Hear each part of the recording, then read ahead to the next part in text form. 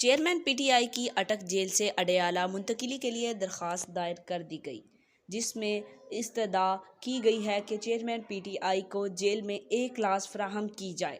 تفصیلات کے مطابق چیئرمین پی ٹی آئی کی اٹک جیل سے اڈیالہ منتقلی کے لیے اسلام آباد ہائی کورٹ میں درخواست دائر کر دی گئی۔ چیئرمین پی ٹی آئی کے وکیل نعیم حیدر پنجوتھا کی جانب سے درخواست دائر کی گئی، جس میں استدعا کی گئی ہے کہ چیئرمین پی ٹی آئی کو جیل میں ایک کلاس فراہم کی جائے۔ درخواست میں کہا گیا ہے کہ چیئرمین پی ٹی آئی کی قانونی ٹیم کے ممبر کو جیل میں ملاقات کی اجازت دی جائے اور ذاتی معالج، خاندان کے افراد اور پارٹی کے سینئر قائدین سے بھی ملاقات کی اجازت دی جائے۔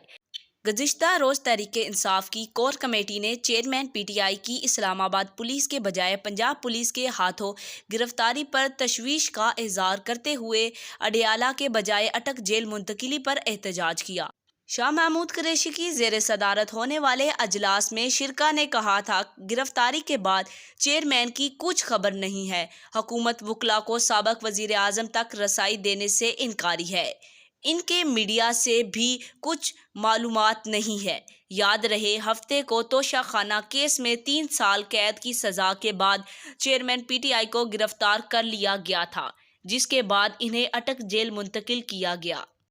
واضح رہے کہ گزشتہ روز توشہ خانہ فوجداری کیس میں اسلام آباد کی سیشن عدالت کے جج ہمایوں دلاور نے چیئرمین پی ٹی آئی کو بے معنی اور بدعنوانی کا مرتکب قرار دیا اور انہیں 3 سال کی قید اور لاکھ روپے جرمانے کی سزا سنائی، جبکہ 5 سال کے لیے نااہل بھی قرار دیا۔